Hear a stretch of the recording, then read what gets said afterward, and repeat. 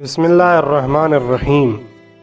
ہمارا سوال یہ ہے کہ کیوں رسول اللہ صلی اللہ علیہ وآلہ وسلم کی وفات کے بہت ہی کم عرصہ بعد تقریباً 50 سال بعد ان کی اولاد کو، ان کے بیٹے کو اس طرح مظلومانہ طریقے سے کربلا کے میدان میں ذبح کیا گیا؟ آخر کیا وجہ بنی کہ رسول اللہ کی وفات کے بعد ان کی بیٹیوں کو قید کیا گیا؟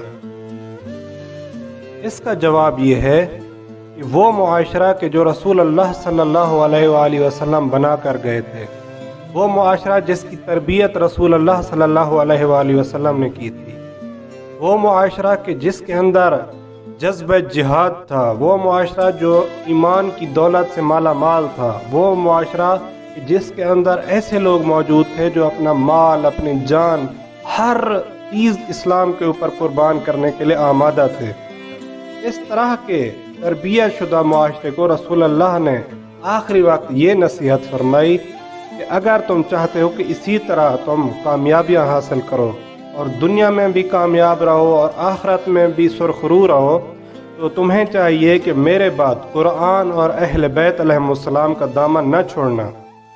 لیکن رسول اللہ کی وفات کے محض کچھ عرصہ بعد مسلمانوں نے قرآن اور اہل بیت علیہم السلام سے دوری اختیار کر لی۔ مسلمانوں نے خود اپنی بدبختی کے اسباب مہیا کرنا شروع کر دیے۔ سب سے اہم جو وجوہات تھیں، جن وجوہات کی بنا پر آہستہ آہستہ رسول اللہ کی وفات کے بعد جو وجوہات تھیں جن کی وجہ سے کربلا واقع ہوئی، وہ کچھ اس طرح ہیں۔ سب سے پہلا کام جو کیا گیا وہ رسول اللہ کے فرامین، وہ رسول اللہ کی احادیث، ان پر پابندی لگا دی گئی۔ یعنی نئی نسل جب آئی تو ان کو پتہ ہی نہیں تھا کہ رسول اللہ نے کیا فرمایا ہے، رسول اللہ نے کس طرح لوگوں کو اخلاق کا درس دیا ہے، کس طرح جذبہ جہاد لوگوں کے اندر ابھارا ہے، کس طرح کی تعلیمات رسول اللہ نے دی ہیں۔ دوسرا جو کام کیا وہ یہ تھا کہ صحابہ جو رسول اللہ کے تربیت یافتہ تھے ان پر پابندی لگا دی کہ مدینے سے باہر نہیں جانا۔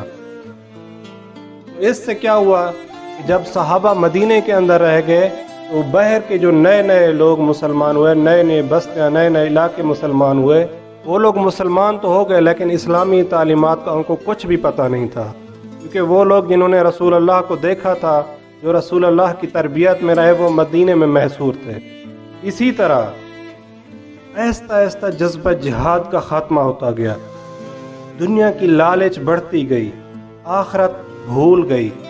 وہ لوگ کہ جو دن رات عبادتیں کرتے تھے وہ یاد خدا کو، ذکر خدا کو بھول گئے، امر بالمعروف اور نہی عن المنکر کرنا چھوڑ دیا، اپنے قبائلی تعصبات کو پھر سے انہوں نے ابھارنا شروع کیا۔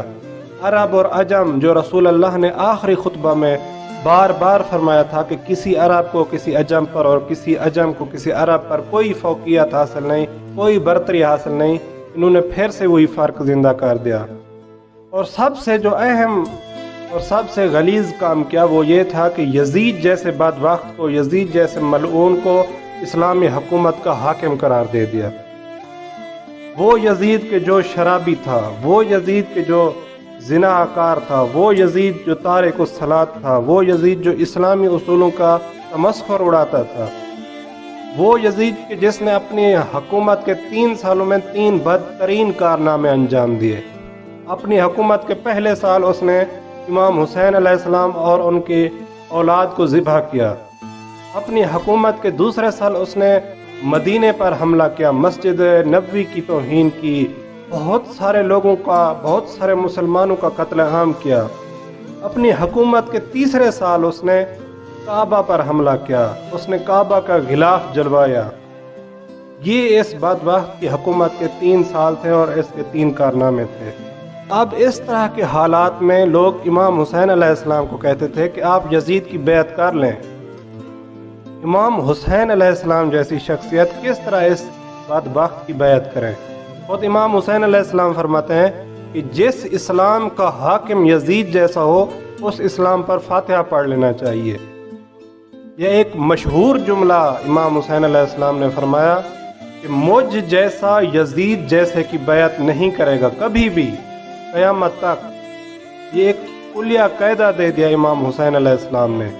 اور آج تک یا تو کوئی یزیدی ہے یا حسینی ہے، یہ دو ہی فرقے کربلا کے بعد رہ گئے ہیں۔ اسی وجہ سے جب اس ملعون کو پتہ تھا، یہ اندازہ تھا کہ امام حسین علیہ السلام میری بیعت نہیں کریں گے، تو اس نے سب سے پہلا حکم اپنی حکومت میں آتے ہی یہی دیا کہ امام حسین علیہ السلام سے بیعت لیں، اگر ان بیعت نہ کریں تو ان کا سر قلم کر دیں۔ لا لعنت اللہ علی القوم الظالمین، خدا کی اور فرشتوں کی اور مؤمنین کی لعنت ہو یزید پر اور یزید کے ماننے والوں پر۔